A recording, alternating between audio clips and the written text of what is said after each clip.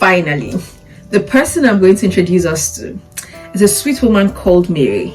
Now, Mary, aka Mother of Jesus, because there were all sorts of Marys in the Bible, so many Marys. But the Mary I'm talking about today is Mary, the mother of Jesus. Now, we don't know so much about her in other areas, but this woman held family. She held it to her chest like this because, number one, God entrusted his only begotten son at the time to you. You know that that's a responsibility that you cannot afford to joke with. And so I am deliberate about bringing this person, this woman in family, because sometimes in the bid to encourage inclusion, to inspire inclusion, to empower women, we push women out of family, and I'm not about that life. So as we invest in women, we should remember that even in families, women have a strong role to play. And so for Mary, the mother of Jesus, she was conscious about this gift of God that he had sent to mankind and creation at large, that she could not afford to toy with his destiny. And so she invested in him. She had been watching him. She raised him. She had been watching him. She knew all the things that he could do. She knew his strengths. She knew his weaknesses, such that they went for a wedding, and then wine finished. And she was like, "Oh, Jesus, they said our wine has finished." And he was like, "Madam, how is that my concern?" I just looked at him. See, this guy is not. I'm your mother. I know the things that I know the things that I've seen. I know who you are. I know what you have been called to do. I know who you have been called to become. And because of all of this, whatever he tells you to do it. There's a way that you are so sure. I am sitting down like this now because I want to sit down like an African mother.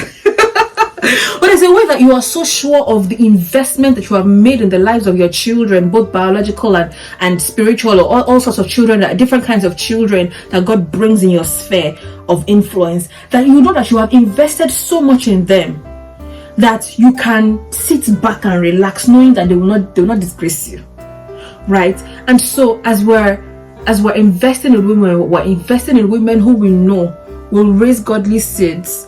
Women who we know will raise and nurture the next generation to live lives of impact that will change the world. Everyone comes from a family where there is a woman one way or the other, right? And we need to invest in the kinds of women who will churn out great children to the society, so that we're not doing like this and wondering where did these children come from, right? But that because we have invested in the women around us, these women ultimately they are equipped to bring forth godly seeds, to bring forth the generation that we want to actually see, that will impact the world and will be a blessing to people around us.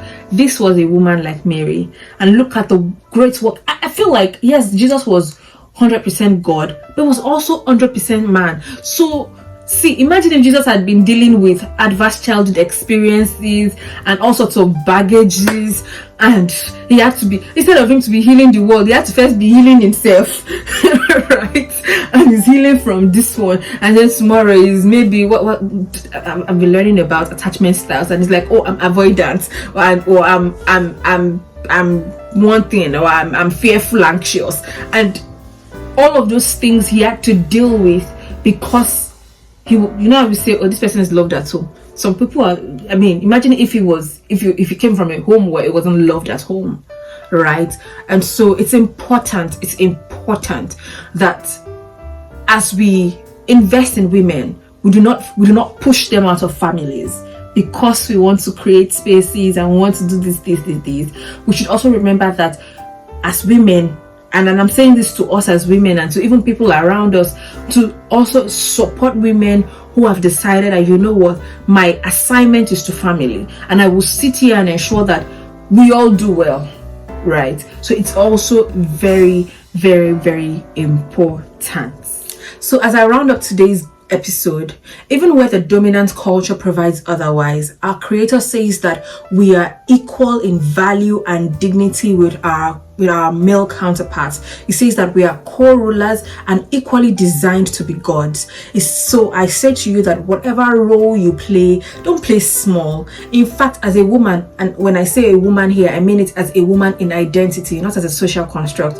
I find it rubs off weird on me when someone tells me things like, for a woman, you are super intelligent. I'm like, excuse me.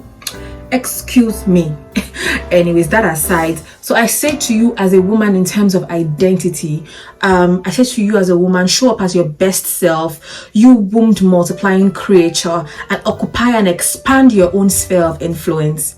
To systems and institutions, I say, make spaces and platforms where diversity is not just about hitting targets and quota, but about accepting and celebrating the extension and expansion of perspectives that women bring. So thank you very much. Thank you very much. To women all over the world, I say to you, happy International Women's Day. And to everyone who has listened, ensure that you are inspiring inclusion wherever you are investing in the women around you, and ultimately we'll all see progress. God bless you.